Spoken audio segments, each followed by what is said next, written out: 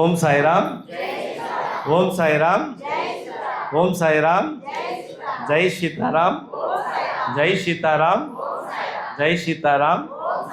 அனைவருக்கும் குருவார வணக்கம்.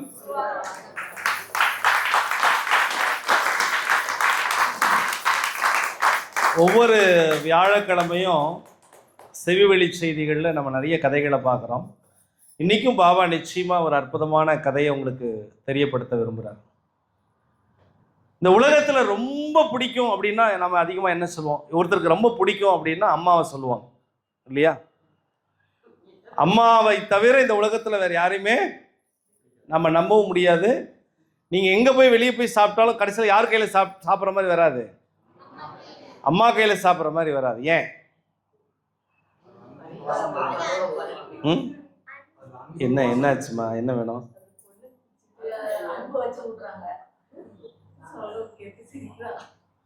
என்னன்னு சொல்லுங்க. நீங்க சரி சிரிச்சு முடிச்சிருங்க, நான் பேசுறேன். என்னன்னா அங்கே கேமராவில் அதிகமாக நேசிப்போம். அம்மாவை விட இந்த உலகத்தில் வேற யாரையும் நேசிக்க முடியாது. ஏன்? அம்மா அப்படின்னா நம்ம வாழ்க்கையில் மறுக்க முடியாத ஒரு இன்றியமையாத ஒருத்தங்க அம்மா. அதே மாதிரி அம்மாவுக்கு யாரை ரொம்ப பிடிக்கும்? குழந்தைய தான் பிடிக்கும். அம்மாவுக்கு குழந்தைய பிடிக்கும், குழந்தைக்கு அம்மாவை பிடிக்கும். பாபாவுடைய தீவிர பக்தை ஒரு அம்மா. அவங்க எப்பொழுதும் பார்த்தீங்க அப்படின்னா ஒவ்வொரு வியாழக்கிழமையும் தன்னுடைய வீட்டில இருந்து பாபா கோயிலுக்கு நடந்தே போவாங்க. கல்யாணம் ஆகி 11 வருஷம் ஆகுது. எத்தனை ஆண்டு? 11 வருஷம். 11 வருஷத்துல குழந்தை இல்லைன்னா என்ன சொல்லுவாங்க? கண்டிப்பா குழந்தை இல்லைன்னா திட்டுவாங்க. ஃபர்ஸ்ட் திட்டுறதே யார் அப்படின்னா பெண்ணுக்கு பெண் தான். சொந்தக்காரங்க மாமியார் வீட்டில இருந்து எல்லாரும் திட்டுவாங்க. எங்கேயாவது கல்யாணத்துக்கு போயிட்டா எங்கே போனாலும் இன்னும் ஒன்றும் இல்லையான்றுவாங்க. அந்த ஆணை எதுவுமே கேட்க மாட்டாங்க. ஆனாலும் அந்த அம்மா என்ன பண்றாங்க? பாபா மீது அதீதமான நம்பிக்கையில், பாபா மேல வச்சிருக்கிற பாசத்துல, பாபாவுடைய உதி தனக்கு மருந்தாகி கிடைக்குங்கிற நம்பிக்கையில் வீட்டில இருந்து நடந்தே போவாங்க. பாபா கோயில் போகிறது ரொம்ப தூரம், கிட்டத்தட்ட ஒரு 7 கிலோமீட்டர் தாண்டும். 7-7.25 கிலோமீட்டர் தாண்டி போய்கிட்டே இருக்கணும். காலையில் எந்திரிச்சு நடந்து அந்த 7.25 கிலோமீட்டர் நடந்து போய் பாபாவை தரிசனம் செஞ்சு அங்கே இருக்கிற விபூதியை எடுத்துகிட்டு வந்து வீட்டில் சேகரித்து வச்சு குடிச்சிக்கிட்டே இருப்பாங்க. மருத்துவர்கிட்ட போய் காமிச்சாக்கா 2 பேரும் நார்மலாக இருக்கிறாங்க. இப்போ ஏதாவது குறை இருந்தால் பரவாயில்ல, நார்மலாக இருந்தால் என்ன பண்ணுவீங்க? ஒன்றுமே பண்ண முடியாது. அப்போ அவங்க பிரார்த்தனை பண்ணிக்கிறாங்க பாபா கிட்ட, பாபா எனக்கு ஒரே ஒரு குழந்தை கொடுங்க. பையனாக இருந்தாலும் சரி, பொண்ணாக இருந்தாலும் சரி, ஒரே ஒரு குழந்தை. அந்த குழந்தையை நீங்கள் கொடுத்தீங்கன்னா எனக்கு அதை விட சந்தோஷம் வேறு எதுவுமே இல்லை அப்படின்னு சொல்லி அவங்க வேண்டிக்கிறாங்க. ஒரு குரு பூர்ணிமா சமயம் ஒருத்தங்க சொல்கிறாங்க, சீரடிக்கு வாங்க குரு பூர்ணிமாக்கு. பாபா கிட்ட அங்கே சங்கல்பம் வச்சுக்கோங்க, கண்டிப்பாக உங்களுக்கு குழந்தை பிறக்கும். நான் சீரடி போனதே இல்லைங்க. நீங்கள் போனதே இல்லை, வாரம் நடந்து போகிறீங்க. ஆனால் இந்த வாட்டி குரு பூர்ணிமாக்கு வாங்க எங்களோட சொல்லி ஒரு 10 பேரோடு சேர்ந்து அந்த கணவனும் மனைவி, குழந்தை இல்லாத கணவனும் மனைவி என்ன பண்ணுறாங்க? சீரடிக்கு போகிறாங்க. சீரடி போய் பாபாவை பார்க்கும்போது அப்படியே அழுக வருது. உடனே அவங்க வேண்டிக்கிறாங்க. என்ன வேண்டிக்கிறாங்க தெரியுமா? சாயே நீயே எனக்கு குழந்தையாக பிறக்க வேண்டும். சாயே நீயே எனக்கு குழந்தையாக பிறக்க வேண்டும். அப்படியே அழுதுகிட்டு வெளியே வந்தோடனே தன்னுடைய கணவர் கேட்கிறார், ஏமா இப்படி அழுகிற அப்படின்னு. ஏங்க எனக்கு என்னமோ உள் மனசு சொல்லுதுங்க, பாபாவே என் வயிற்றுல பிறக்கணும்னு தோணுதுங்க. பாபாட்ட அதாங்க கேட்டேன், ஒருவேளை என்னமோ இங்கே சீரடி மண்ணை மிதிச்ச பிறகுதான் நமக்கு குழந்தை பிறக்குன்னு விதி இருக்கும் போல இருக்கு. எனக்கு என்னமோ அவரை பார்த்தா வயசானவர் மாதிரி தோணலைங்க, ஒரு குழந்தை மாதிரி தாங்க அவங்க உட்கார்ந்துருக்காங்க. ஒரு குழந்தை மாதிரி இருக்கிறாரே பாபாவை ஒழிய ஒரு வயசானவர் மாதிரி எனக்கு தோணலை அப்படின்னு சொல்லி அந்த வருத்தத்தோட ஆனந்தத்தோட வருத்தப்பட்டு தன்னுடைய ஃபீலிங்ஸ் எல்லாம் தன்னுடைய கணவர்கிட்ட சொல்லிட்டு அங்கே 4 நாள் இருந்து தங்கிட்டு மறுபடியும் ஊருக்கு வந்துடுறாங்க. ஊருக்கு வந்ததுலேருந்து அவங்க தூங்குனா பாபாவுடைய முகம் வந்து போகுது. சில சமயங்களில் நமக்கு பிடிச்சவங்களுடைய முகம் வந்து போகும் பார்த்துருக்கீங்களா? அப்படியே படுத்தா கூட அப்படியே வரும், அப்படியே கண்ணை முன்னாலே வரும். அந்த மாதிரி அவருக்கு அந்த அம்மாவுக்கு வந்து போகுது. குரு பூர்ணிமா போயிட்டு வந்த 1.5 மாதத்தில் அந்த அம்மா கரு உருவாகுது.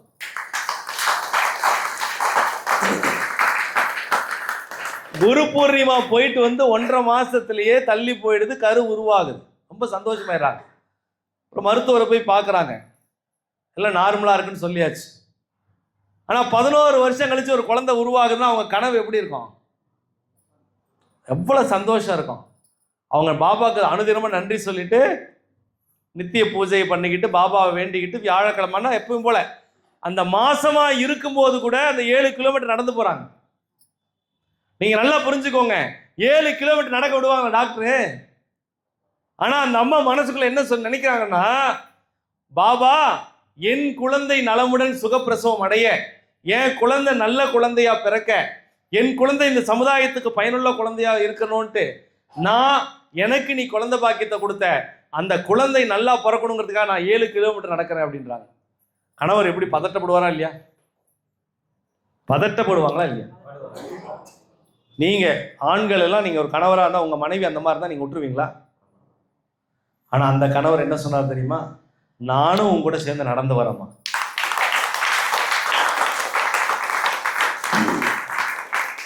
நீ மெதுவா நடமா. நம்ம விடிகாலில் ஒரு 4 மணிக்கு நடந்து போனோம்னா தெரியாது, மெதுவா நடந்து போயிடலான்ட்டு ஒவ்வொரு வாரமும் வியாழக்கிழமையில விடியற் காலை ஒரு 4 மணிக்கு தன்னுடைய மனைவியோட கையை பிடிச்சிக்கிட்டு மெதுவா அப்படியே நடந்து போவாங்க. அப்ப 7 கிலோமீட்டர் 2 மாசம் ஆச்சு, 3 மாசம் ஆச்சு, 4 மாசம் ஆச்சு. பயிர் நல்லா தெரிய ஆரம்பிச்சிடும். எல்லாரும் திட்ட ஆரம்பிச்சிட்டாங்க ரோட்ல பாக்குறவங்களாம். ஏயா உன் மனைவிய நடந்து கூட்டு போற, உனக்கு ஏதாவது அறிவு இல்லை? ஏதாவது ஒன்று ஆயிடுச்சுன்னா ஒன்று கிடக்க ஒன்று இல்லைங்க. இது எங்க பிரார்த்தனை, எங்களுடைய நம்பிக்கை. 5 மாசம் ஆயிடுச்சு, 6 மாதம் ஆயிடுச்சு. 6 மாசம் இருக்கும்போது ஒரு பெண்மணிக்கு எப்படி இருக்கும் வயிறு வலி, எப்படி இருக்கும் அந்த தாய்மைக்கு?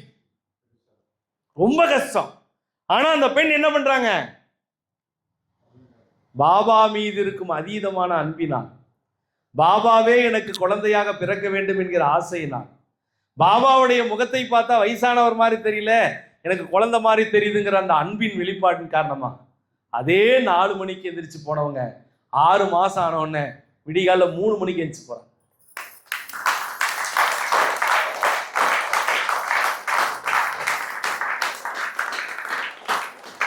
இப்போ வளகாப்பு 7வது மாசம் பண்ணுவாங்க இல்லையா? அவங்களுக்கு வளகாப்பு நடக்குது. அன்புக்குரிய சாய் உறவுகளே, எத்தனையோ கதையை கேட்டிருப்பீங்க. இந்த கதை பாருங்க. அவங்களுக்கு வளகாப்பு அந்த ஒரு நல்ல நாள் ஃபிக்ஸ் பண்றாங்க. அந்த நாள் வியாழக்கிழமை.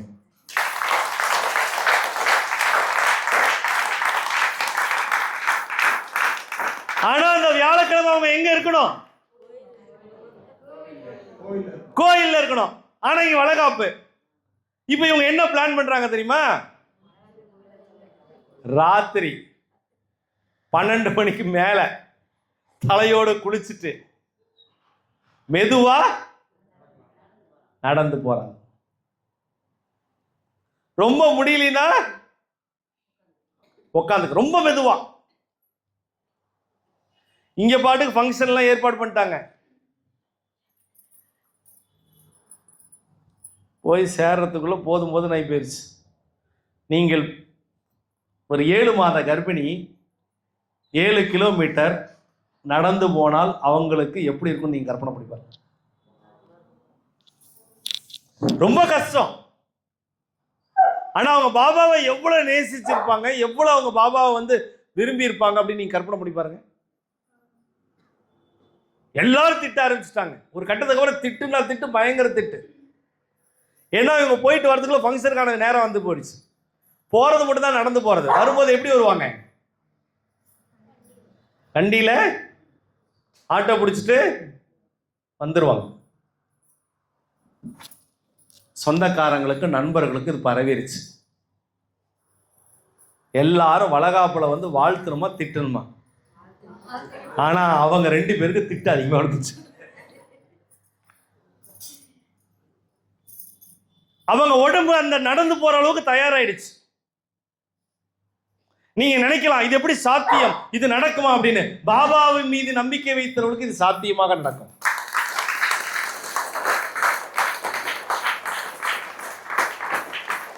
பாபா மீது நம்பிக்கை வைத்தவங்களுக்கு இது சாத்தியம்தான். அப்போ அங்க பெரியவங்கெல்லாம் சேர்ந்து, ரொம்ப முக்கியமானவங்களாம் சேர்ந்து என்ன பண்றாங்கன்னா, நம்ம பெரியவங்கள சில பேர் குண்டக்க மண்டக்க இருப்பாங்கல்ல, என்ன பேர், என்ன மண்டக்க, குண்டக்க மண்டக்க, அவங்க ஒரு பிளான் பண்றாங்க. கற்பூரத்தை எடுத்துட்டு வந்து, நீ சத்தியம் பண்ணு, உன் வயிற்றுல வர புள்ள மேல சத்தியமா இவன் நடக்க மாட்டேன்னு சத்தியம் பண்ணு, நீ வியாழக்கிழமை நடக்கக்கூடாது அப்படின்னு ஒரு செக் வைக்கிறாங்க. என்னால முடியவே முடியாது. குழந்தை பிறக்கிற கடைசி நிமிஷம் வரைக்கும் நான் வாரம் போய் பாபாவை பார்த்துட்டு இருந்ததை என்னால மாத்திக்கொள்ள முடியாது.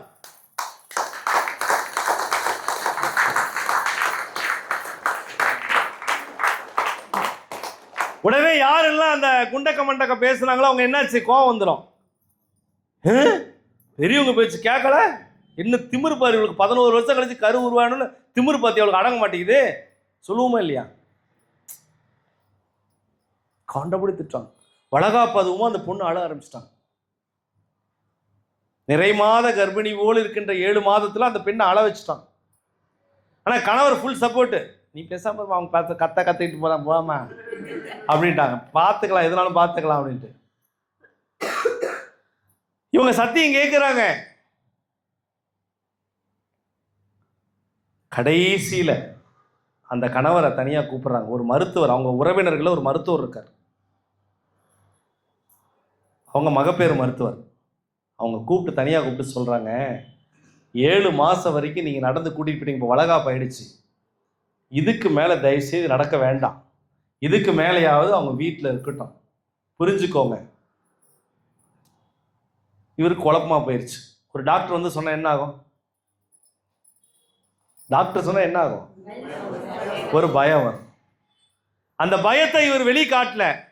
ஆனாலும் தன்னுடைய மனைவி கிட்ட போய் என்ன சொல்லி ஆகணும்?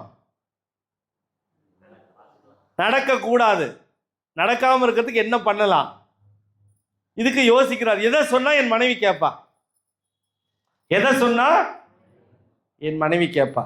அப்போ அவருக்கு ஒரே ஒரு ஐடியா தான் தோணுச்சு, இந்த இடத்துல இதை பாபா கிட்ட விட்டா பரவாயில்ல.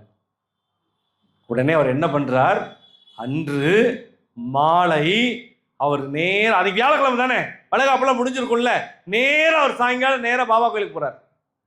போய் அவர் பாபா கிட்ட வேண்டார், பாபா என்னுடைய மனைவி இனிமே நடக்க வேண்டாம், அவ நிறமாத கர்ப்பிணி ஆயிட்டா, 7 மாதம் ஆயிடுச்சு, எப்படியாவது அவ மனசுக்குள்ள நீங்க உள்ள போய் நடக்காத மாதிரி பார்த்துக்கோங்க, எனக்கு எப்படி புரிய வைக்கிறதுன்னு தெரியல, டாக்டர் சொந்தக்கார டாக்டர் வேற நம்ம என்கிட்ட பயப்படுத்துறாங்க, இனிமே அவங்க நடக்காத மாதிரி பார்த்துக்க சொல்றாங்க, வீட்டுல பத்திரமா இருக்க சொல்றாங்க, 11 வருஷம் இல்லாத ஒரு குழந்தை பாக்கியம் இப்ப கிடைச்சிருக்கு, இதை பத்திரமா பார்த்துக்கணும்னு அவங்க அட்வைஸ் பண்றாங்க. எனக்கு உங்க மேல நம்பிக்கை இருக்கு, இருந்தாலும் ஒரு கணவனா எனக்கு பயம் இருக்கு, அந்த பயத்தை போக்குறதுக்கு அந்த என்னுடைய மனைவிக்கு நீங்க தெரியப்படுத்துங்கன்னு ஓன்னு அழுதுட்டு பிரார்த்தனை பண்ணிட்டு தேங்காய் மட்டையை போட்டுட்டு வேண்டிட்டு வீட்டுக்கு வரார். விபூதி எடுத்துக்கிட்டு, ஏங்க எங்க போயிட்டீங்க? இல்லம்மா பாபா கோயிலுக்கு போயிட்டு வந்தேன். பல சமயங்கள்ல மனைவிக்கு தெரியாம கணவர் போய் உட்காந்து அழுவார், பார்த்துருக்கீங்களா? நான் பார்த்துருக்கிறேன். பாபா கோயிலில் பாருங்களேன், நிறைய கணவன்மார்கள் உட்காந்து அழுதுகிட்டே எப்படி உட்காந்துருப்பாங்க. கண்ணுல தண்ணி நிற்கும், ஆனா கீழே இறங்காது. தன் உறவுக்காக, பிள்ளைக்காக, மனைவிக்காக, அப்பாக்காக, அம்மாவுக்காக அப்படி பாபா முன்னால உட்கார்ந்து இருப்பாங்க.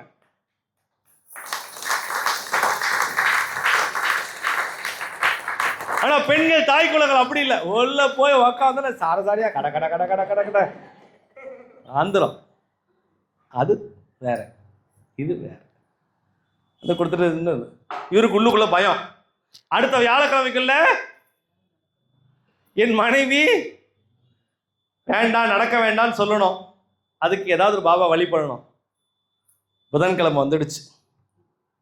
புதன்கிழமை இவங்க நைட் என்ன பண்ணுவாங்க, 12 மணிக்கு மேலே எழுந்து குளிச்சுட்டு கிளம்புற ஒரு தீவிரமான பக்தர்கள்.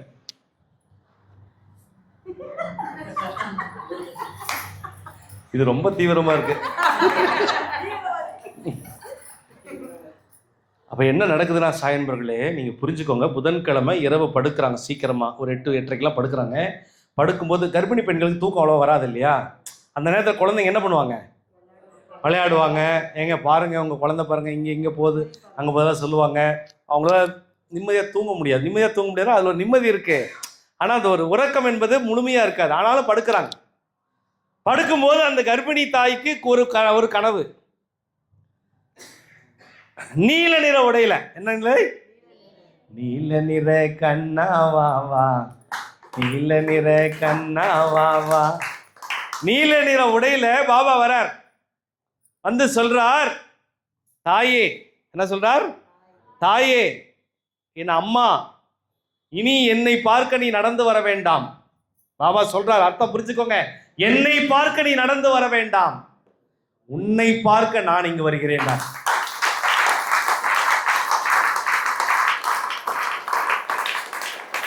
தப்புடு கனவு கலையுது. என்னடா அது? பாபா வந்தாரு, நீல நிற உடையில வந்தாரு. எல்லாம் ஆரஞ்சு நிறம் வெள்ளை கலர்ல வருவாரு, காவி கலர்ல வருவாங்க. நீல கலர்ல வந்திருக்கிறாரு.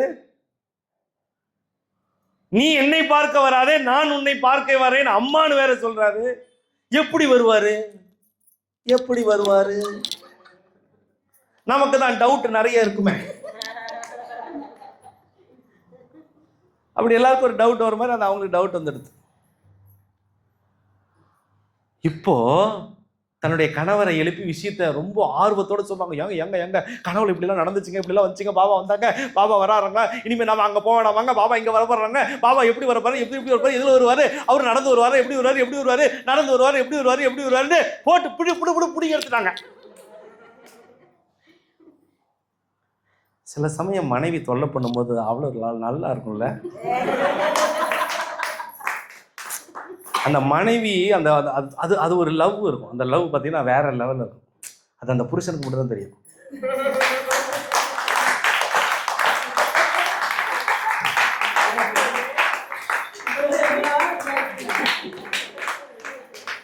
இப்போ அவங்களுக்கு 12 மணிக்கு ஏந்திரிச்சு குளிச்சுட்டு போறது மறந்து அதை விட்டுட்டாங்க.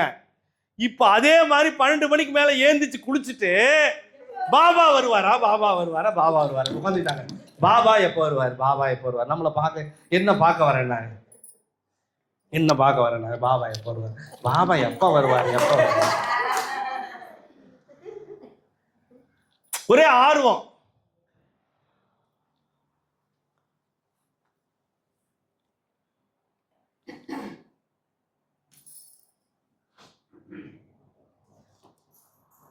காலை 8 மணி ஆயிடுச்சான். காலை 8 மணி ஆயிடுச்சு. டிஃபன்லாம் வந்து ரெடி ஆயிடுச்சு. இட்லி கொத்தமல்லி சட்னிங்கிறாரு. இட்லி கொத்தமல்லி சட்னி.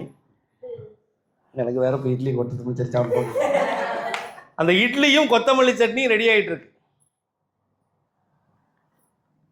2 பேர் தானே, வயிற்றுக்குள்ள இருக்கிற குழந்தையோட 3 பேர் தானே. எப்பவுமே அவங்க பிரசாதத்தை வீட்டில் செஞ்சாங்கன்னா அதை முதல்ல யாருக்கு வைப்பாங்க? பாபாவுக்கு வைப்பாங்க. அந்த வாரம் வியாழக்கிழமை காலையில இட்லியும் கொத்தமல்லியும் செஞ்சுட்டு பாபா வரலையே போ, சரி அவருக்கு நெய்வேத்தியம் வைப்பான் அப்படின்னு இப்படி வைக்கிறாங்க பாருங்க வாசல்ல. அம்மா அம்மா அம்மா யாருன்னு பார்த்தா யாரோ ஒருத்தர் வயசானவர் தடியை வச்சுக்கிட்டு அழுக்கு துணி போட்டுக்கிட்டு, அம்மா பசிக்குதுமா சாப்பாடு போடுமா அப்படின்னு அப்படி அவரும் உள்ள கிச்சனில் இருக்கிறாரு, ஹெல்ப் பண்ணிட்டு இருக்கிறாரு, ஏதோ வேலையெல்லாம் பண்ணிட்டு இருக்கிறாரு. இந்த அம்மா பார்த்துட்டு இருங்கய்யா வரேன் அப்படின்ட்டு மெதுவாக எழுந்திரிச்சு அப்படி எப்படி போகிறாங்க. அவங்க என்ன இதை பார்க்காதீங்க இதை போகிறாங்க. போய் ஏங்க ஒரு 4 இட்லி கொடுங்க, வெளியே வாசலில் ஒரு ஐயா வந்திருக்காங்க கொடுங்க. அவங்க எப்போவுமே வந்து பார்த்தீங்கன்னா சேவை செய்கிறதுல கொடுக்கறதுல ரொம்ப சந்தோஷமாக கொடுப்பாங்க. அன்னதானம் பண்ணுறதெல்லாம் 4 இட்லிங்கிறது இவன் 4 இட்லி இந்த அம்மா கேட்டாங்க. ஆனால் அவர் என்ன சொல்கிறார், 6 இட்லியாக போடுறாரு. இன்னும் 2 இட்லி சேர்த்து கொடுக்கு காலையில். அதுமா அவர் சாப்பிட்டு போட்டோம். கொத்தமல்லி சட்னி 6 இட்லி வச்சு ஒரு கவர் மாதிரி இருக்குது, அந்த கவரில் போட்டு கொடுக்குறாங்க. ஐயா கவரில் போட்டு கொடுத்து சாப்பிட்றீங்களா? சாப்பிட்றேன். இந்த அம்மா தான் கொண்டு போய் கொடுக்குது. அப்படி வாங்கினவர், அம்மா கொஞ்சம் தண்ணி கிடைக்குமாம்மா? உடனே என்ன பண்ணுறாங்க, இருங்க இங்கேருந்து கூப்பிட்றாங்க, ஏங்க கொஞ்சம் தண்ணி கொண்டு வாங்க. அதுக்கு ஒரு பாட்டில் வச்சுருக்குறாங்க, தண்ணிக்கு இன்னொரு பாட்டில் தண்ணி கொண்டாந்து கொடுக்குறாங்க. உடனே அவர் கேட்குறாரு, அம்மா ரொம்ப நடந்து வந்தேன்னா ரொம்ப தூரம் எனக்கு கால் வலிக்குது, இப்படி சத்த உட்காந்து திண்ணையில் உட்காந்து சாப்பிட்டுக்கிட்டுமா? ஐயோ உட்காருங்க, சாப்பிட்டுங்க, உள்ளே கூட வாங்கய்யா அப்படின்னு கேட்குறோம். ஏன்னா அவங்க அந்த அழுக்காக இருக்கிறதெல்லாம் பார்க்கல, வெளியே இருக்கிற அழுக்கெல்லாம் பார்க்கல. ஏன்னா இவங்க தான் அழுக்கு இல்லாதவங்களாச்சே. உடனே இந்த செவிவெளி செய்தி கதையினுடைய ரகசியத்தை நீங்கள் புரிந்து கொள்ளுங்கள். உடனே அவர் வாசல்ல உட்காந்து ஓரமாக திண்ணையில் என்ன பண்றாரு, அந்த கவரில் இருக்கிற 6 இட்லியும், நம்ம அவசரத்துக்கு என்னமா பண்ணுவோம், கவரில் தானே போட்டு கொடுப்போம். அந்த கவரில் இருக்கிற சட்னியும் இதையும் போட்டு தொட்டு இப்படி சாப்பிட்றாரு. தண்ணி இப்படி வச்சுட்டாங்க ஒரு சின்ன பாட்டிலில். சாப்பிட்டு பார்க்குறாரு, அம்மா இட்லியும் சட்னியும் ரொம்ப அற்புதமா, ரொம்ப மகிழ்ச்சிமா, ரொம்ப சந்தோஷம், சீக்கிரமாக உனக்கு நல்லபடியாக குழந்தை பிறக்குமா, பையன் பிறப்பாமா, ரொம்ப சந்தோஷமா.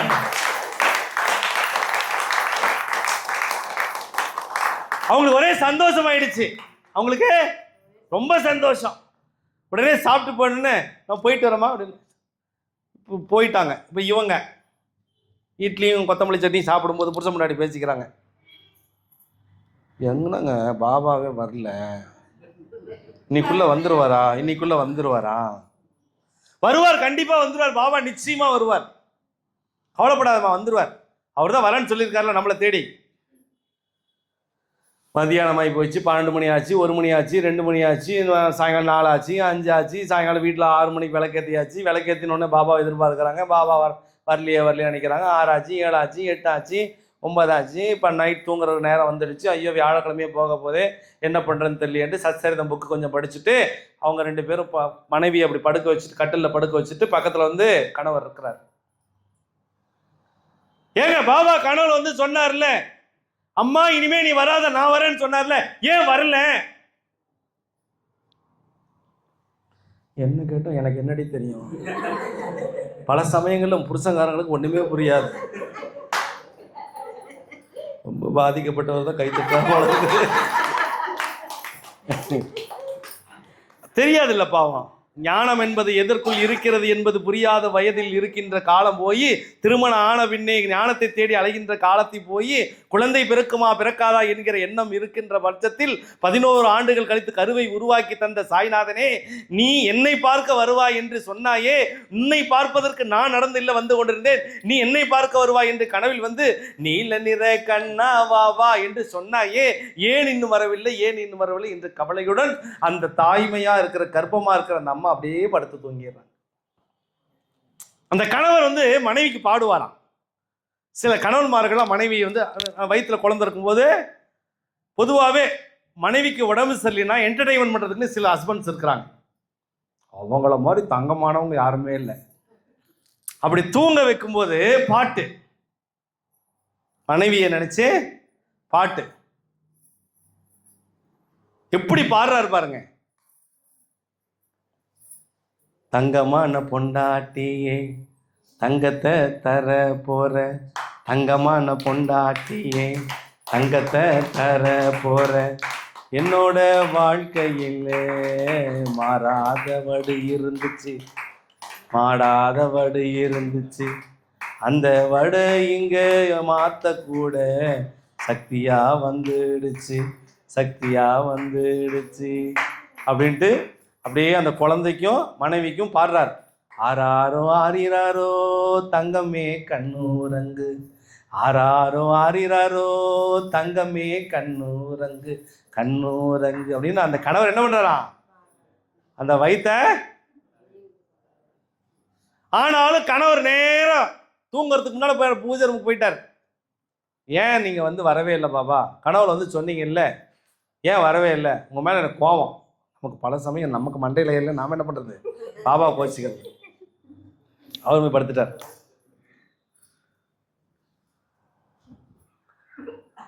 வெள்ளி, சனி, ஞாயிறு, திங்கள், செவ்வாய் இந்த மாதிரி சொல்லிடுச்சு.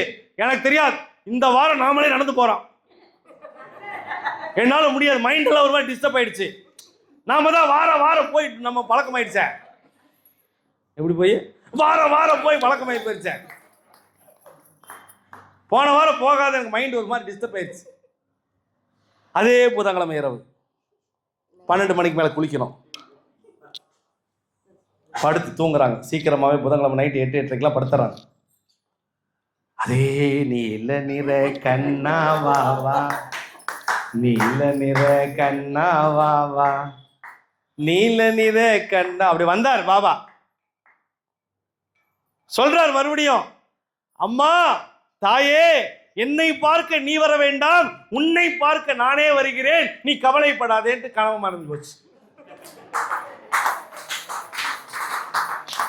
கை தட்டின 10 பேருக்கு கோடி புண்ணியம்.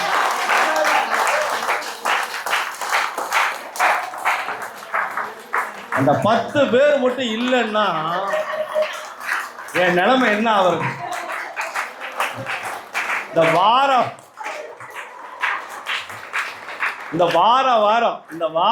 என்ன பார்க்குறவங்க பாவம், இந்த குரு சாயிரம் 10 இருக்கிறாரு, 10 பேர் தான் இருப்பாங்க போலக்குது அவருக்குன்னு நினச்சிக்கிறாங்க பாவா. நான் அவங்க என்ன பண்ண தனியாக கூப்பிட்டு தான் கவனிக்கலாம்னாலும் எதுவும் கொடுக்கறதுக்கு ஒன்றும் இல்லை. இங்கே வந்தால் பிரசாதம் மட்டும் தான் கொடுக்க முடியும். இப்போ என்ன ஒரு பெரிய ரகசியம் என்ன, இப்போ என்ன ஒரு பெரிய ஒரு சூட்சம்னா, நம்மளுடைய வாழ்க்கையில் பாபா இப்படிலாம் கனவுல வரும்போது நம்ம என்ன பண்ணுவோம்? அவங்களுக்கு கனவு வந்துட்டு மறைஞ்செடுத்து இப்போ அவங்களுக்கு குழப்பமாயிருச்சு. என்ன பாபா மறுபடியும் வரங்கிறாரு? தப்புன்னு ஏஞ்சி புருஷனையும் டிஸ்டர்ப் பண்ணி அவங்களும் டிஸ்டர்ப் ஆகி பாபா ஏன் இப்படி பண்றாரு, பாபா எதற்காக இப்படி செய்கிறாரு? பாபாவுக்கு ஒரே கவலை. பாபாவை நினைச்சு இவங்களுக்கு ஒரே கவலை.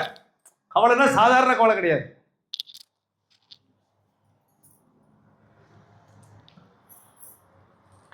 நீல நிற கண்ணா வா வா, நீல நிற கண்ணா வா வா. சோப்பா, இந்த ஃபேன் போட்டா வச்சு என் பக்கம் ஃபேன்ஸ் இருப்பாங்களான்னு பார்க்குறேன்.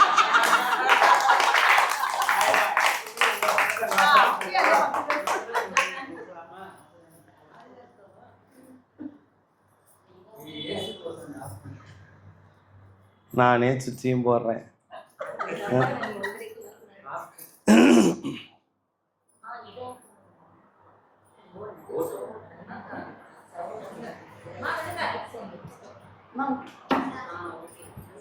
இல்லை அது போடுங்க, நான் ஒரு காரணமாக தான் போடுறேன்.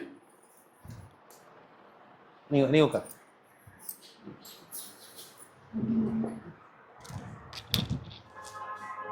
ரொம்ப வேர்க்குது.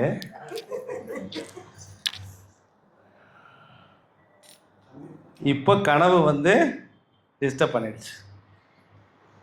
அப்போ விடிஞ்சா என்னது? வியாழக்கிழமை. இப்போ மறுபடியும் இந்த வாரம் விடக்கூடாதா, என்னதான் நடக்குதுன்னு பார்க்கணும். ஆனாலும் உள்ளுக்குள்ள ஒரு மனசுக்குள்ள இந்த கணவர் சொல்றாரு, ஆமா போன வாரம் ஒரு வயசானவர் வந்தார்ல, அவர் யாரா இருக்கும்? பாபாவா இருக்குமா? அட யாங்க நீங்க வேற, பாபாவை நான் சீரடியில் பார்த்துருக்கேன், அப்படியே என் குழந்தை மாதிரியே இருப்பாருங்க, அவர் ரொம்ப அழுக்கா இருந்தாருங்க. இந்த கதையினுடைய ரகசியத்தை நீங்கள் புரிந்து கொள்ள வேண்டும். நல்லா நிமிர்ந்து உட்காருங்க, கண்களை என்ன பாருங்க. ஏன்னா இந்த கதையினுடைய ரகசியத்தை நீங்கள் புரிந்து கொள்ள வேண்டும். இப்ப 2வது வாரம் ஆயிடுச்சு. அதே காலையில் 8 மணி. இன்னைக்கு தோசை, தக்காளி சட்னி. தோசை, ஐயோ சொல்லும் போதே தக்காளி சட்னி. தோசை ஊத்தின்னு இருக்கிறார். முதல்ல மனைவிக்கு மொறு மொறுன்னு குறுக்குறுன்னு கிறுக்கிறுன்னு, மொறு மொறுன்னு குறுக்குறுன்னு கிறுக்கிறுன்னு தோசை சுடுறாங்க. அப்படி நெய் ஊற்றி இப்படி போடும்போது அப்படியே போட்டு மசாலா போடுறதுக்கு முன்னால அப்படியே அந்த தக்காளி எல்லாம் போடுறதுக்கு முன்னால் அப்படியே பார்த்துட்டு ஆஹா அருமையா இருக்கு. அப்படி எச்சு வருதா? சிவராத்திரிக்கே பேசிவிட்டேன். அப்படி தோசை தோசை ஊத்தும் போது வாசல்ல இருந்து ஒரு குரல்,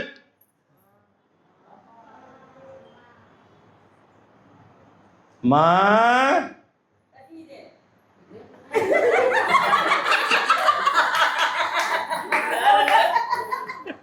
வேற லெவல் மாற்றம். இவ்வளவு பெரிய மாற்றம் நினைச்சு பார்க்கல. அம்மா பசிக்குதுமா, சாப்பாடு போடுங்கம்மா. பார்த்தா இன்னும் அந்த தாத்தா வேற பாரு, வெளியே வந்து பார்த்தாக்கா இன்னைக்கு வேற ஒரு தாத்தா. போன வாரம் வந்த தாத்தா இல்ல, இவர் கொஞ்சம் நல்லா தான் இருக்கிறாரு, தடி கிடையாது. அது நிற்கிறாரு. எதா இருந்தால் கொடுமா. சில பேர் கேட்பாங்களா ரோட்டில் நம்மளை பார்த்து, எதா இருந்தால் கொஞ்சம் கொடுங்களேன் பார்த்து ப்ளீஸ் அப்படின்னு கேட்பாங்களா. அந்த மாதிரி எதா இருந்தால் பண்ணுங்களேன். என்ன வேணும்? 10 ரூபா கொடுத்தீங்கன்னா பாயிண்ட் போயிடுறேன்.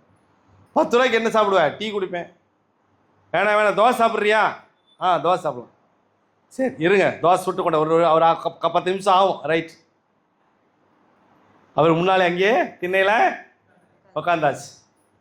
உடனே 4 தோசை கிடு கிடு கிடு கிடு கிடுன்னு. சப்பாத்தி சூப்பராக இருந்துச்சுமா, கை கொடுமா. சப்பாத்தி நல்லா இருந்துச்சுமா சொல்லிடுறேன். இந்த தக்காளி தொக்குன்னு ஞாபகம் வந்தோட தான் அவங்க ஞாபகம் வந்துச்சுமா. தோசையை 4 தோசை சுட்டுட்டு வெளியே வந்து கொடுக்குறாங்க. இந்த மாதிரி கவர் கிடையாது, ஒரு இன்னொரு தட்டு இருக்கு, பிளாஸ்டிக் தட்டு. பிளாஸ்டிக் தட்டுலேயே போட்டு கொண்டாந்து கொடுத்தாச்சு. 4 தோசை, தக்காளி சட்னி கொண்டாந்து கொடுத்த உடனே அவர் எப்படி சாப்பிட்டார் தெரியுமா? 2 நிமிஷம் தான், 2 நிமிஷம் கூட கிடையாது. அவர் பார்த்த உடனே இந்த கர்ப்பிணி தாய்க்கு ஐயோ இவ்வளோ பசியா அப்படின்னு நினைச்சிட்டு, ஏங்க இன்னொரு 4 தோசை சுடுங்க. உடனே அவர் இன்னொரு 4 தோசை சுடுறார். கொண்டாந்து தோசை வைக்க சில சமயம் பார்த்துருக்கீங்களா? தோசை சுட்டு கொண்டாந்து இங்கே வைக்கிறதுக்குள்ள நீங்கள் காலி பண்ணிட்டேன், அடுத்த தோசை எப்போ வரும் வெயிட் பண்ணிட்டு இருப்போம். பார்த்துருக்கீங்களா? வீட்லயே இப்போ தான்டா வச்சேன். நீங்களும் கண்ணு போடாதீங்கம்மா. எங்கள் அம்மா ஒரு மிளகா சட்னி செய்வாங்க, தோசைக்கு ஃபேவரெட்டு. நான் எப்போவுமே ஒரு 5 தோசை சாப்பிடுவேன். ஆனால் மிளகா சட்னி செஞ்சாங்கன்னா ஒரு 15 தோசை சாப்பிடுவேன். நான் போய் சொல்லலை. இந்த மிளகா சட்னி சாப்பிட்ட எங்கள் நைனா இங்கே உட்காந்துருக்குறாங்க, எங்கள் தாத்தா இங்கே இருக்காங்க. சட்னி எப்படி இருக்குன்னு மட்டும் கேளு, வேற லெவலில் இருக்கும். அப்படி ஒரு சட்னியை நான் சாப்பிட்டதே இல்லை. அம்மானா அந்த இடத்துல அப்படி தான் சரண்டர். அந்த மிளகா சட்னி அவங்க கையால் தான் அப்படி ஒரு செம்மையாக இருக்கும். அந்த இதில் என்ன தெரியுமா பியூட்டி தெரியுமாம்மா? அந்த சட்னி 1 மாதம் வச்சுக்கலாம். வடை சட்டியில் எண்ணெய் போட்டு எண்ணெயில் வச்சு அப்படியே வச்சு அப்பப்போ நம்ம வதக்கி கொஞ்சம் கொஞ்சம் எடுத்துக்கலாம், கெட்டே போகாது, சூப்பராக இருக்கும். 2வது இதயமே உனக்கு கண்டிப்பாக உனக்கு அந்த சட்னி தரேன், கவலைப்படாதுமா. உடனே இப்போ என்ன பண்ணுவாங்கன்னா, செவிவெளி செய்தி முடிஞ்ச உடனே ஒரு சாயப்பா எங்களுக்கு அந்த சட்னி மட்டும் ஒரு நாள் கொண்டாங்க, அப்படியே மைண்டுக்குள்ளே ஓடுது. அதனால் ஒட்டு மொத்தமாக ஒரு நாள் கொண்டாந்து கொடுக்குறேன், கவலைப்படாதீங்க. அதெல்லாம் சாப்பிட்டாரா? மறுபடியும் ஒரு 4 தோசை 8 தோசை சாப்பிட்டார். சாப்பிட்டு ஒரு டீ கிடைக்குமான்னு கேட்டார். உடனே டீ போட்டு கொண்டாந்து கொடுத்தாச்சு. உடனே சொல்கிறார் அவர் எந்திரிச்சு, அம்மா நீ நல்லா இருக்கணுமா, உனக்கு ஒரு நல்ல பையன் பிறப்பாமா, உன் கூடவே கடவுள் இருக்காருமா அப்படின்னு ஆசீர்வாதம் பண்ணிட்டு அவர் போயிட்டார்.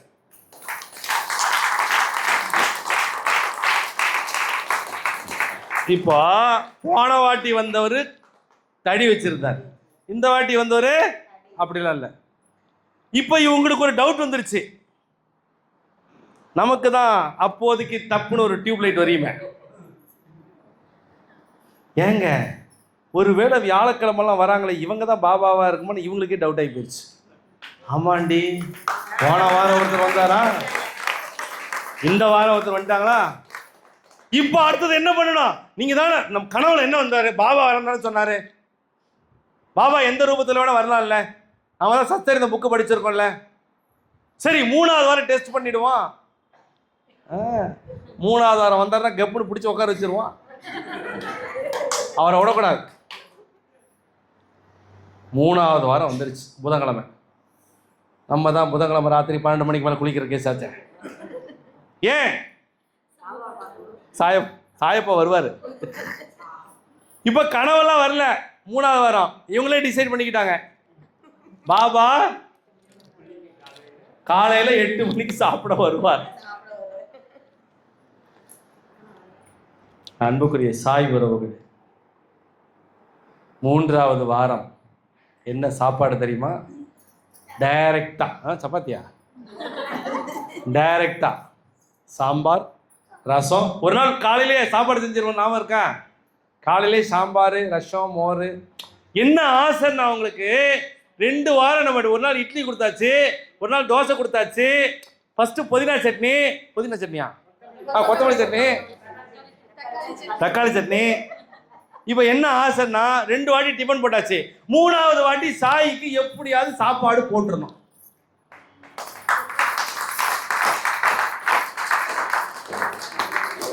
பத்து பேர் வேலை செய்து பார்த்தோமா,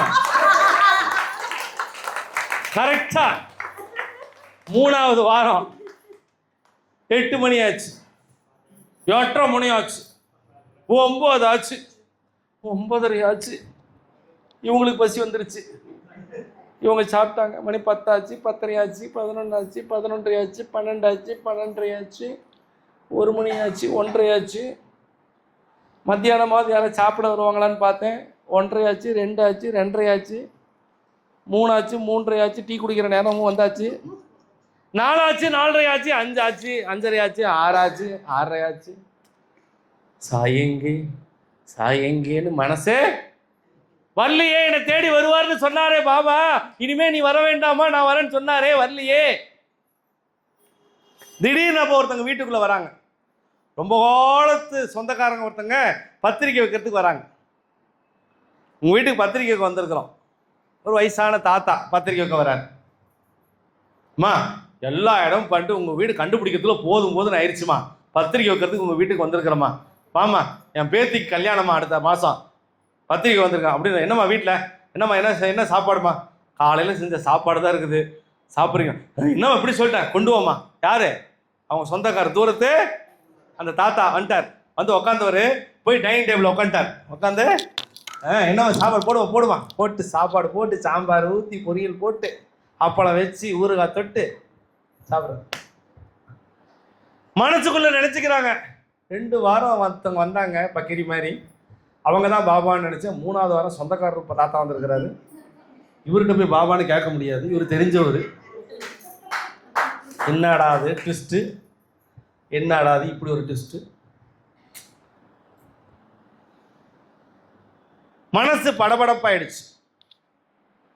சாய் வரவே இல்லையே. சாப்பிட்டுட்டு பத்திரிக்கை வச்சுட்டு போயிட்டார். காஃபி குடிச்சிட்டு போயிட்டார். சாப்பிட்டுட்டு பத்திரிக்கை வச்சுட்டு காஃபி குடிச்சிட்டு போயிட்டார். சாப்பிட்டுட்டு பத்திரிக்கை வச்சுட்டு காஃபி குடிச்சிட்டு போயிட்டார். இப்போ டவுட் வந்துருச்சு குட்டிமா. பாபா என்ன சோதிக்கிறாரா நாங்க வரலையேங்கிறதுக்காக. இப்போ 3 வாரம் ஆயிடுச்சா, இப்போ 7 மாசம் முடிஞ்சு இப்போ 8வது மாசம் தொடங்குற காலம் வந்துடுத்தேன். இப்போ 4வது வாரம் புதன்கிழமை நைட்டு 12 மணி இன்னும் ஆகலை, கொஞ்சம் இருமா. 8:30 மணி 9 மணிக்கெல்லாம் படுக்க ஆரம்பிச்சிட்டாங்க. 11 மணிக்கு ஒரு கனவு வருது. யாருக்கு? அவங்க ஹஸ்பண்டுக்கு. நீல நிற கண்ணா வா வா, நீல நிற கண்ணா வா வா. அப்படியே நீல நிற உடையில அப்படியே பாபா வரார். வந்து சொல்றார், நாளைக்கு எனக்கு போலி செஞ்சு வைங்க. ஒப்புட்டு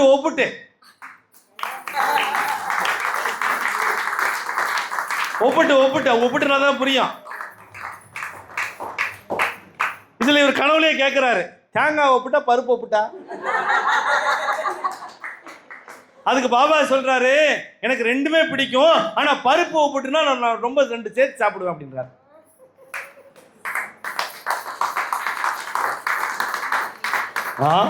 கனவு கலைஞ்ச உடனே மனைவி தூங்கிட்டு இருக்கிறாங்க.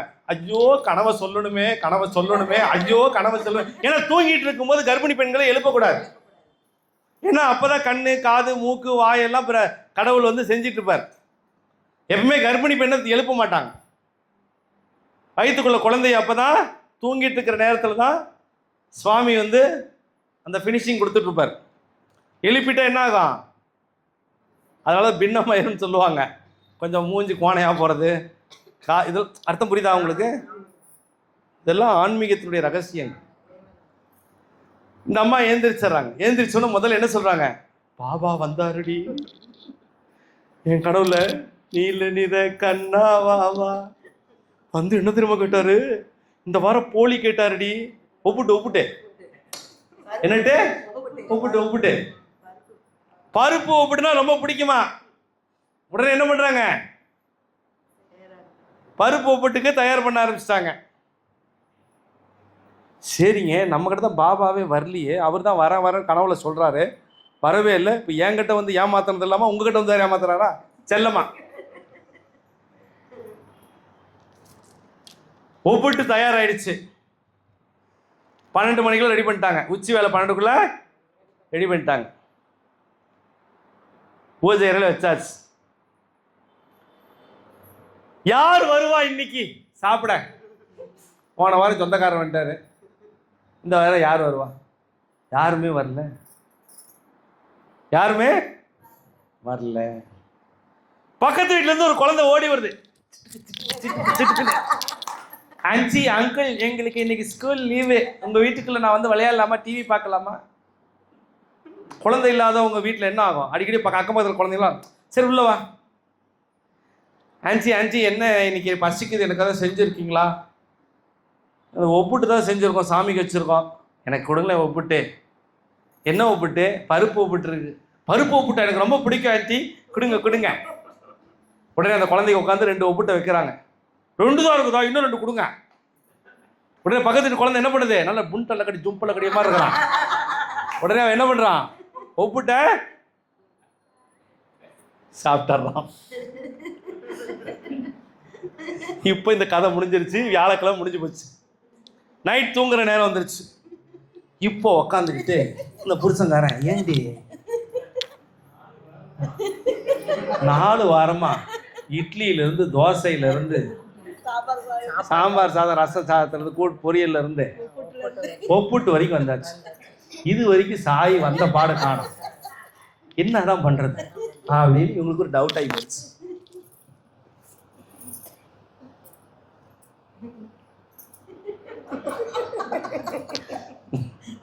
அந்த பையன் வந்து புல் கட்டு கட்டிட்டான். அந்த குண்டு பையன் வந்து புல் கட்டு கட்டிட்டான்.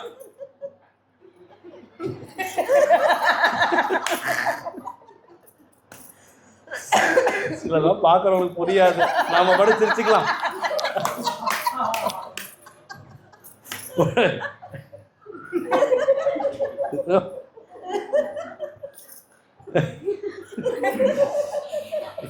யாராவது அடுத்த வாரம் ஒப்புட்டு வாங்கிட்டு வாங்களா ப்ளீஸ்? சரி, நல்லதா, உங்கள்கிட்ட கேட்க மாட்டேங்க. நீ சப்பாத்தி கொண்டு வந்துட்டா. உடனே என்னாச்சு, ஒப்புட்டு குண்டு பையன் தின்ட்டு போயிட்டான். இவங்க 2 பேரும் மண்டு மாதிரி முழிச்சிட்டு இருக்கிறாங்க. ராத்திரி வந்துருச்சு. எப்பவுமே அடிக்கடி கனவு என்னைக்கு வரும்? புதன்கிழமை நைட்டு தானே வரும். இன்னைக்கு கனவு புருஷன் பொண்டாட்டிக்கு ஒரே கனவு, ஒரே மாதிரி.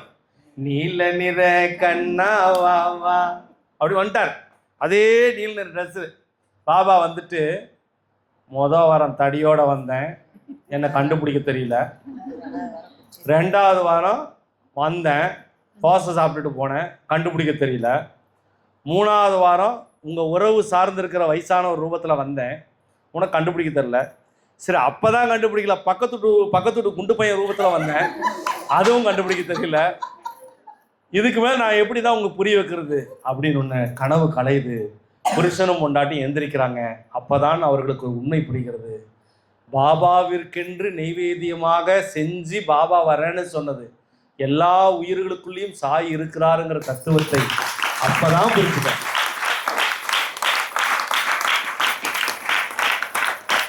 இப்போ பாபா எங்க இருக்கிறாரு, பாபா எங்க இருக்கிறாருன்னு கண்ணு தேடுது. ஆனா என் பார்வைக்கு நீங்க எல்லாம் பாபாவா தெரியறதுனாலதான் இந்த கதையை நான் சந்தோஷமா சொல்லிட்டு இருக்கிறேன்.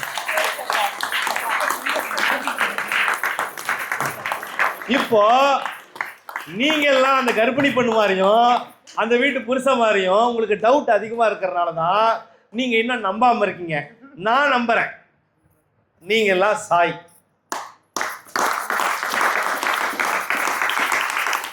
அதுக்கப்புறம் அந்த கர்ப்பிணி பெண்ணு தாய்க்கு ஆண் குழந்தை பிறக்குது. அந்த குழந்தைக்கு சாயிங்கிற பேர் வைக்கிறாங்க. அந்த குழந்தை நல்லபடியாக வளர ஆரம்பிக்குது. ஒரு வருஷம் அந்த குழந்தைய கூட்டிகிட்டு ஷீரடிக்கு போயிட்டு வராங்க. இதெல்லாம் ரெகுலராக நடக்கிற ஒரு விஷயம். ஆனால் இந்த இடத்தில் நீங்கள் தெரிந்து கொள்ளக்கூடிய ரகசியம், பாபாவை பாபா ரூபத்தில் மட்டும் நீங்கள் பார்த்துன்னு நினைச்சீங்க அப்படின்னா அது பக்தி அல்ல. பாபா உங்க பக்கத்து வீட்டு ரூபத்திலையும் வரலாம், உங்க நண்பர்கள் ரூபத்திலையும் வரலாம், உங்க உறவினர்கள் ரூபத்திலையும் வரலாம், ரொம்ப நாளா பார்க்காதவங்க திடீர்னு வீட்டுக்கு வந்தாலும் அவங்க ரூபத்திலையும் வரலாம். யார் எந்த ரூபத்திலும் உங்கள் வீட்டிற்கு வந்தால் அவர்கள் பாபா உங்கள் வீட்டிற்கு அவங்க ரூபத்துல வந்திருக்காங்கிறத முதல்ல நம்புங்க.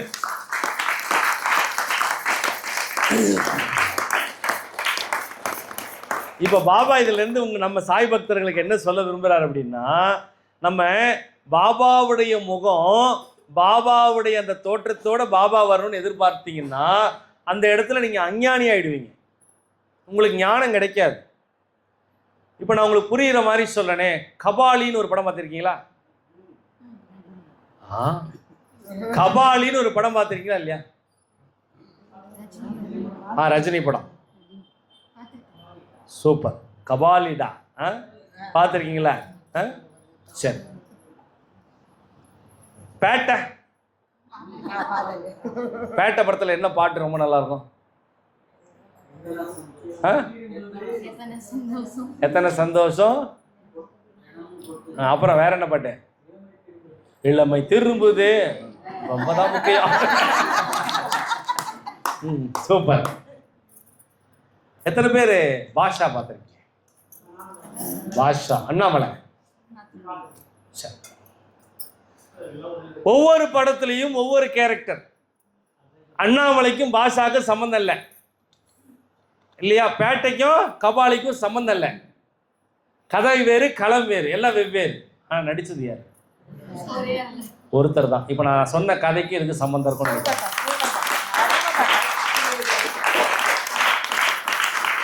சாய் ஒருத்தர் தான். அண்ணாமலை, பேட்டை, கபாலி.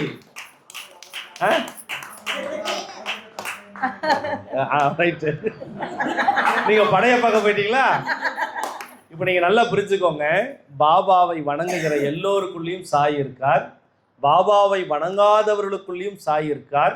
பசி நேரத்தில் யாரெல்லாம் வந்து பசிக்குதுன்னு நம்ம வீட்டு வாசல்ல வராங்களோ அவர்கள் பாபா ரூபத்துல அவங்க வடிவுல வந்து சாப்பிட்டுட்டு போறாங்க. இந்த ரகசியத்தை உங்களுக்கு இன்னும் எளிமையா புரிய வைக்கணும்னா, இங்க குருசாய் பிரசாதாலயாவுக்கு வந்து நீங்க இப்போ பிரசாதம் சாப்பிட்றீங்க இல்லையா, உங்களுக்குள்ள பசின்னு ஒன்று இருக்குல்ல, எல்லாருக்குள்ளேயும் கண்டிப்பாக பசி இருக்கும். அந்த பசி இருக்கு. இப்போ அந்த நெய்வேத்தியம் முடிச்ச உடனே சாப்பாடு எல்லாத்துக்கும் கொடுப்போம். இன்னைக்கு கொடுக்குற அந்த பிரசாதத்தை நாம சாப்பிட்றோம்.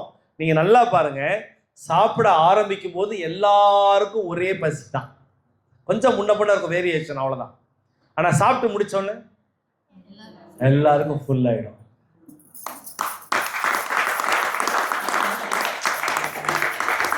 இதுதான் ஞானம். ஒரே அடுப்புல ஒரே பிரசாதத்தை எல்லாருக்கும் கொடுத்தோம், எல்லாருடைய பசி அடங்குச்சு. ஒரே அடுப்புல ஒரே பாத்திரத்துல பிரசாதத்தை எல்லாருக்கும் கொடுத்தோம், பசி அடங்குச்சு. ஒரே அடுப்புல ஒரே பாத்திரத்துல எல்லாருக்கும் பிரசாதம் கொடுத்தோம், பசி அடங்குச்சு. இதை புரிஞ்சா உங்களுக்கு ஞானம் கிடைச்சது. 10க்கு நன்றி, 10க்கு நன்றி, 10க்கு நன்றி.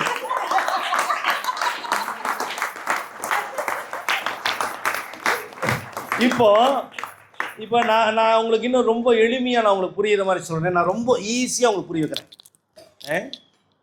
ரொம்ப ஈஸியாக. அந்த கடைசியில் உட்காந்துருக்காருல்ல, இல்லை அவரை பார்த்துக்கோங்க. நீங்கள் அங்கே இருந்துக்கிட்டே உங்கள் கண்ணாடியை கொடுங்க பார்க்கலாம். அங்கே இருந்துக்கிட்டே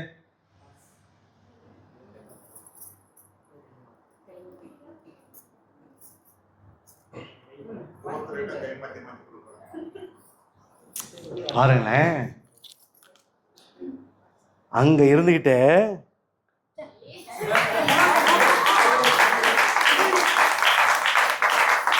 அங்க இருந்துகிட்டே உங்க கண்ணாடியை கொடுங்கன்னு அவர் எப்படி கொடுத்தாரு? பாஸ் பாஸ் பாஸ் பாஸ் பாஸ். ஆன்மீகமும் அப்படிதான். சரி, இப்ப நான் இதை பயன்படுத்திட்டேன், எனக்கு இது யூஸ் ஆயிடுச்சு. இப்ப நான் இதை என்னுடைய அன்பு மகள் மாலாக்கு தரும்னு ஆசைப்படுறேன். அப்படி தூக்கி போட்டுடலாமா? எனக்கு எப்படி பாஸுங்கிற ஒரு விஷயத்த எனக்கு ஒரு குருநாதர் சொல்லி கொடுத்தாரோ அதே பாஸ அப்படியே pass pass pass pass pass போடுமா? சும்மா போடுவா. ரைட்.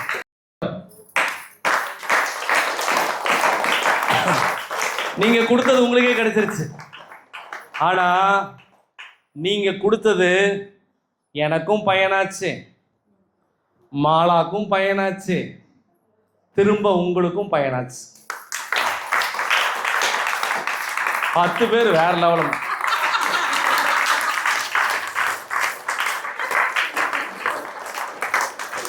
நான் கேட்டேன், அங்க இருந்தே கொடுக்க முடியாது, பாஸ் பண்ணாங்க. அது மாதிரிதான் வாழ்க்கையில் நம்ம ஜெயிக்கணும்னா நமக்கு முன்னால ஆன்மீகத்தில் யாரெல்லாம் ஜெயிச்சிருக்காங்களோ அவங்கள தான் பார்க்கணுமே ஒழிய தோத்தவர்களை நீங்கள் பார்த்தால் நீங்க தோத்துருவீங்க. இங்க உட்கார்ந்து இருக்கவங்க யாராவது தோத்தவங்களை பார்த்தீங்களா? கனகராஜ் சொன்ன மாதிரி தான், மிஷின் ஏதாவது டேமேஜ் ஆகி போச்சுன்னா என்ன பண்றது? அதே மாரி வரலன்னா என்ன பண்றது அப்படிங்கிற மாதிரி ஒரு இதுக்காக சொல்ல வரேன். இப்ப நான் என்ன நினைக்கிறேன் அப்படின்னா, ஒவ்வொருத்தரும் ஒருவரை சார்ந்துதான் இந்த உலகம். கரெக்டா? அப்ப நம்ம சாயா இருந்துட்டோம்னா தாயாவும் இருக்க முடியும். இப்ப நான் என்ன நினைக்கிறேன்னா, இப்ப லேட்டா வந்திருக்காங்க, என்னுடைய மகள் லேட்டா வந்திருக்காங்க, அந்த மகள் லேட்டா வந்திருக்காங்க. இப்ப அவங்களுக்கு இங்க என்ன நடந்துச்சுன்னே தெரியாது. கரெக்டா? ஆனா நைட்டு யூடியூப் வாயிலா ஒன்று பாஸ் ஆகும்.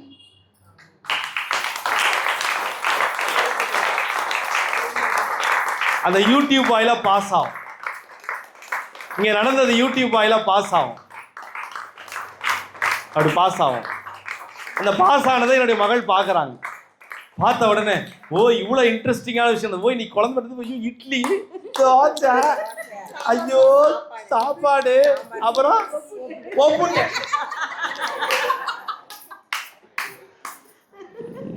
பரவாயில்லம்மா நீயாச்சும் கை தட்ட. இது நான் உங்ககிட்ட எதுக்கு சொல்றேன், இந்த கதை, இந்த செவிவழி செய்தி கதையினுடைய ரகசியத்தை நீங்கள் புரிந்து கொள்ளுங்கள். பாபா உங்களுடைய வீட்டு பக்கத்திலே தான் இருக்கார், உங்க கூடவே தான் இருக்கார், உங்க வீட்டுக்குள்ளேயே தான் இருக்கிறார். ஒரு முறை நான் ரெஸ்ட் ரூம்ல, தப்பா நினச்சிக்காதீங்க, ரெஸ்ட் ரூம்ல ப்ரஷ் பண்ணிட்டு நார்மலாக ஒரு சேர் வச்சிருப்பேன் ரெஸ்ட் ரூம்ல, இப்படி உட்காந்துட்டு ப்ரஷ் பண்ணிட்டு இருக்கேன். சின்ன ரெஸ்ட் ரூம், நீட்டமா இருக்கும். இப்போ திடீர்னு ஒரு 10 எறும்பு வருது. 10 எறும்பு ரெஸ்ட் ரூம் பார்த்த உடனே கண்டிப்பா நான் தண்ணி எடுத்து இப்போ இது பண்ணனா அந்த 10 எறும்பு செத்து போயிடும். கரெக்ட்?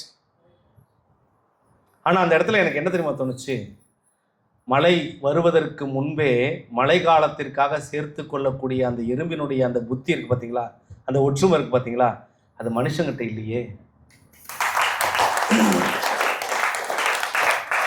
அந்த உயிரோட வேல்யூ தெரிஞ்சதுனால அந்த பாத்ரூம்ல இருந்த 10 எறும்பு அப்படிங்கிறதுனால நான் தண்ணி எடுத்து ஊத்தல, அது போற வரைக்கும் நான் பொறுமையா இருந்தேன்.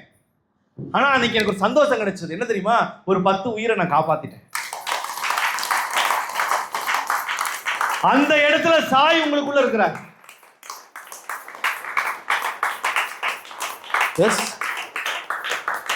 உங்க வீட்டுல கருப்பாம்பூச்சியை சாவடிக்காம அதை பிடிச்சு கொண்டு போய் வெளியே விட்டீங்கன்னா நீங்க தான் சாய். 10 வேலை செய்யுது.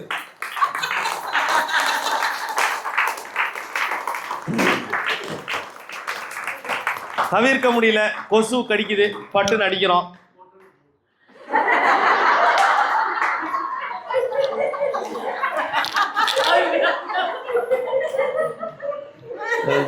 தனுஷ் படம் பார்த்தீங்களா? சூப்பர். வேற என்ன படம்? அந்த படம் பேர் என்ன? பட்டு நடிச்சா நல்லா பாஸ் பண்றீங்க போங்க. என் அன்புக்குரிய சாய் வரும். ஒரு சிறு உயிரை நம்ம கொல்றதுக்கு கூட யோசிக்கிறோம் அப்படின்னா அதுதான் ஞானம். உண்மையானுமே சுத்த சைவத்துக்கு மாறுங்கன்னு நான் ஆசைப்பட்றேன். ஆனால் சத்தியமாக உங்களால் மாற முடியாது. ஆனால் சீக்கிரமாக சைவத்துக்கு மாறிடுங்க அப்படின்னு ஒரு அன்பான வேண்டுகோளை இங்கே வைக்கிறேன்.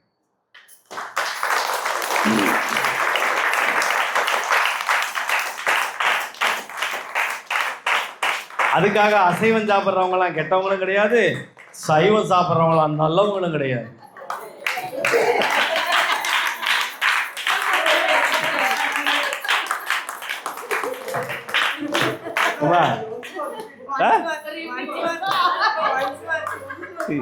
பார்க்குறவங்க இங்கே என்னடா நடக்குது குருசாமி பிரசாதாலயில அப்படின்னா நாங்கள்லாம் வர முடியலையே நாங்கள் அவங்களும் நினைப்பாங்க. அசைவம் சாப்பிட்றவங்கலாம் கெட்டவங்க கிடையாது, சைவம் சாப்பிட்றவங்கலாம் நல்லவங்களும் கிடையாது.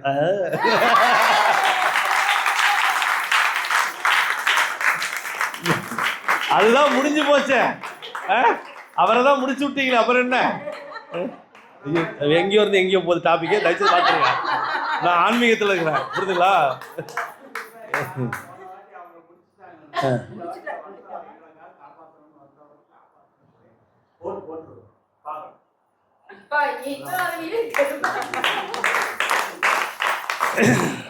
நம்பினோர் கைவிடப்படார், அவர் பார்த்துக்குவார்.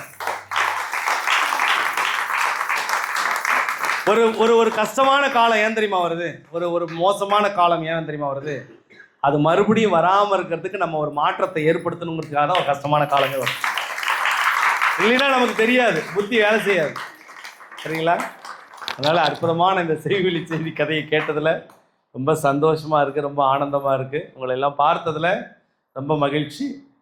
இந்த கதை பார்த்திங்கன்னா ரொம்ப சாதாரணமாக தான் தெரியும், ஆனால் அந்த கதைக்குள்ளே இருக்கிற கரு ரொம்ப ஒரு சூட்சமானது. அதனால் உங்கள் வீட்டு பக்கத்துலேயோ உங்கள் வேண்டியவங்களோ யாராவது ஏதாவது சாப்பிட கேட்டாங்கன்னா, பசிக்குதுன்னு வந்தாங்கன்னா தயவுசெய்து கொடுத்துருங்க. உங்களுக்கே இல்லைனாலும் பரவாயில்ல, உங்கள் கையால் கொடுத்துருங்க. அப்படி கொடுத்தீங்கன்னா பாபா மனம் குளிர்ந்து உங்களை ஆசீர்வதிப்பேன்.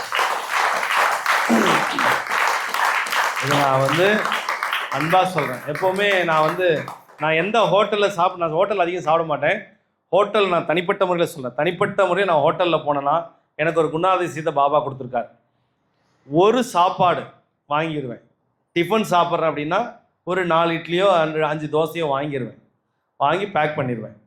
சாப்பிட்டுட்டு நான் வெளியே வந்த உடனே சில பேர் காசு கேட்பாங்கள்ல, இல்லை யாராவது பசியில் இருக்காங்களா, சாப்பிட்றீங்களான்னா ஒரு வாட்டர் பாட்டிலோடு அவங்க கையில் நான் கொடுத்துருவேன். இது என்னுடைய பழக்கம். கல்யாண வீட்டுக்கெல்லாம் போனேன் அப்படின்னா ஃபுல்லாக வலிச்செல்லாம் சாப்பிட மாட்டேன். நான் கொஞ்சம் சாப்பாடை வச்சிருவேன். ஏன் தெரியுங்களா? வெளியில் பைரவர்கள் எத்தனையோ பேர் இருக்கிறாங்க.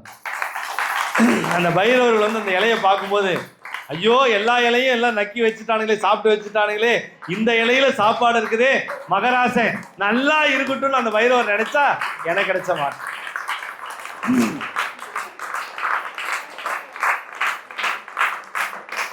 வீட்டு மேலே ஒரு 250-300 காக்கா வரும். இப்படி காலையில் போனேன் அப்படின்னா ஒரு 300 காக்கா வரும். அது பிஸ்கெட் அப்பப்போ எங்கள் நைனா வாங்கி கொடுக்க சொல்லுவேன். பைரவர்கள் ஒரு 10 பைரவர்கள் வரும். அப்படி போனோம்னா அப்படி காக்கா அப்படி சுற்றி நிற்கும். பயப்படவே பயப்படாது. அவங்களுக்கு தெரியும் இங்கே எதுக்காக நம்ம வரோம், இவங்க தான் காலையில் நமக்கு சாப்பாடு போடுவாங்கன்னு. ஒரு பறவைக்கு தெரியுது இந்த இடத்திற்கு போனால் நமக்கு வாழ்க்கை கிடைக்கும்னு. மனுஷனுக்கு மட்டும் தெரியல. குருசாய் பிரசாதாலயா வந்தால் ஏன் எனக்கு மாற்றம் வருது? ஒரு பறவைக்கு தெரியுது காலையில போனா குருசாயிராம் கிட்ட போனாக்கா எனக்கு சாப்பாடு கிடைக்கும்னு. பைரவர்களுக்கு தெரியுது இங்க வாழாட்டின்னா கண்டிப்பா எனக்கு படியல பாண்டான்னு தெரியுது. ஆனா அதை விட அறிவு கொடுத்த இந்த மனுஷனுக்கு மட்டும் தெரிய மாட்டேங்குது. ஆனா உங்களை சொல்லல,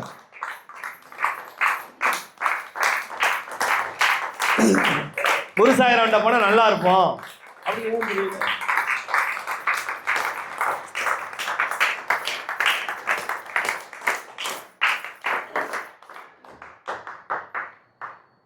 நான் யாருன்னு உங்களுக்கு தெரிஞ்சிருச்சுன்னா நீங்கள் என் கூடவே தான் இருப்பீங்க. நான் யாருன்னு உங்களுக்கு தெரிஞ்சிட்டா நீங்க என் கூடவே தான் இருப்பீங்க. ஆனா நீங்க யாருன்னு உங்களை நீங்களே புரிஞ்சுக்கிட்டா உங்க கூட நான் இருக்கேங்கிறது அப்பதான் ஆட்டோமேட்டிக்கா புரிய ஆரம்பிக்கும். அதனால மாயையில போய் மாட்டிக்காதுங்க. இன்னைக்கெல்லாம் வந்து நல்லது சொல்லி தரத்துக்கு ஆள் கிடையாது. பகைமை உணர்வு, வன்மத்தை வந்து இன்னைக்கு ரொம்ப சாதாரணமாக மொபைல் ஃபோனில் காட்டுறாங்க, கக்குறாங்க. ஒரு சின்ன ஒரு துணை நடிகைன்னு கூட கிடையாது. அப்படி ஒரு சின்ன துணை நடிகை ஒரு பெரிய நடிகரை வந்து வசைப்பாடி பேசலாம், தான் ஒரு பெரிய ஸ்டார் ஆயிடும்னு பேசுகிறாங்க. ஆனால் உண்மையிலுமே அது எவ்வளோ கேவலமான விஷயங்கிறது தெரியல. நல்ல மிகச் சிறந்தவர்கள் பாருங்க, நாவடக்கத்துடன் இருப்பார்கள், அநாகரிகமாக பேச மாட்டார்கள், ஒழுக்கத்துடன் இருப்பார்கள், நெறியாளர்களாக இருப்பார்கள். நம்மளை யார் என்ன கமெண்ட் பண்ணாலும் திருப்பி அதுக்கு ரெஸ்பான்ஸ் வந்து பாசிட்டிவாக தான் பண்ணுவாங்க. உங்களை எத்தனை பேர் எதிர்த்தாலும் திருப்பி நீங்கள் சண்டை மட்டும் போடாதீங்க. ஏன்னா அந்த இடத்துல அவங்களுக்கு உங்களுக்கு வித்தியாசம் எல்லாம் போயிடும். நீங்கள் ரொம்ப பாசிட்டிவாக இருக்கும், இயல்பாக இருக்கும். அது அசுர குணம், அரக்க குணம். யாராவது நம்மளை பற்றி தப்பு தப்பாக பேசுகிறாங்க, ஒரு வேற மாதிரி நினைக்கிறாங்கன்னா அவங்க அது அசுர குணம். இந்த உலகத்திலேயே இன்னைக்கு ஒரு பாட்டு போட சொல்லியிருந்தேன், அது இன்னும் வரல. இந்த உலகத்திலேயே மிகப்பெரிய தண்டனை தெரியுமா உங்களுக்கு கிடைக்கும்? நீங்க உங்க எதிரி கொடுக்குற மிகப்பெரிய தண்டனை தெரியுமா? மன்னிப்பு தான். அதனால எப்பொழுதும் உங்களுக்கு எதிரி இருக்கக்கூடாது. அப்படி இருந்தா அவங்களுக்கு ஒரு மன்னிப்புங்கிற தண்டனையை கொடுத்துருங்க. உங்க வாழ்க்கை ரொம்ப நல்லா இருக்கும். ஏன்னா நீங்க மன்னிச்சிட்டீங்கன்னா நீங்க மைண்டுக்குள்ள எதுவும் ஓடாது. ஆனா உள்ளுக்குள்ள அவங்க அப்படி பண்ணிட்டாங்களே செஞ்சிட்டாங்களே நினைச்சா சத்தியமாக சொல்கிறேன், உங்களால ஒரு நாள் கூட நிம்மதியா இருக்க முடியாது. மன்னிச்சு விட்டு பாருங்க. மனிதன் என்பவன் தெய்வமாகலாம். வாரி வாரி வழங்கும் போது வள்ளலாகலாம். அற்புதமான இந்த செய்வெளி செய்திய இந்த குருவாரமான வியாழக்கிழமையில என் உயிரிலும் மேலான மாற்றத்திற்குண்டான இந்த வியாழக்கிழமை என் வாழ்க்கையில மறக்க முடியாத நாள். இந்த வியாழக்கிழமை என் வாழ்க்கையில மறக்க முடியாது, உங்களுக்கும் மறக்க முடியாத நாள் தான். அதனால நீங்க எல்லோரும் நல்லா இருக்கணும், சந்தோஷமா இருக்கணும், ஆனந்தமா இருக்கணும்னு சொல்லிட்டு அடுத்த வாரம் வியாழக்கிழமை கண்டிப்பா நாம எல்லாருமே சிவவெளி செய்தியில சந்திப்போம்னு சொல்லிட்டு, மறக்காம குருசாய் பிரசாதாலய சப்ஸ்கிரைப் பண்ணிக்கோங்க, பெல் பட்டனை அமுக்கிக்கோங்க. மறக்காம குரூப்ல ஆட் ஆகாதவங்க ஆட் ஆகிக்கோங்க. நிறைய நல்ல விஷயங்கள் இனி வரக்கூடிய காலங்களில் உங்கள் வாழ்க்கையில் இருக்கும். 11 ஆண்டுகள் குழந்தை இல்லாத அந்த தம்பதியருக்கு எப்படி பாபா குழந்தை கொடுத்தாரோ, யாரெல்லாம் குருசாய் பிரசாதாலயாவிற்கு குழந்தை இல்லாதவர்கள் இங்கு வருகிறார்களோ, 9 வாரம் தொடர்ச்சியாக வருகிறார்களோ, இங்கே வந்து பிரசாதத்தை எடுத்துக்கிறாங்களோ, சத்தியமாக சொல்கிறேன் அவர்களுக்கு குழந்தை பிறந்தே தீரும். அதனால இந்த விஷயத்தை நிறைய பேருக்கு ஷேர் பண்ணுங்க, சரிங்களா? நிறைய பேருக்கு தகவலை தெரியப்படுத்துங்க. ஏன்னா இந்த உலகத்தில் கை காட்டணும், இந்த இடத்துக்கு போங்க நல்லது நடக்கும் சொல்கிறதுக்கு இன்றைக்கி ரொம்ப குறைவு. அதனால் எல்லாரும் சந்தோஷமாக நிம்மதியாக ஜாலியாக இருங்க. உங்கள் எல்லோருக்கிட்டையும் இந்த வியாழக்கிழமை இந்த கதை மூலமாக உண்மையாலுமே இந்த கதை ஒரு யதார்த்தமான ஒரு கதையாக, மனசு தொடக்கூடிய ஒரு கதையாக இருந்தது.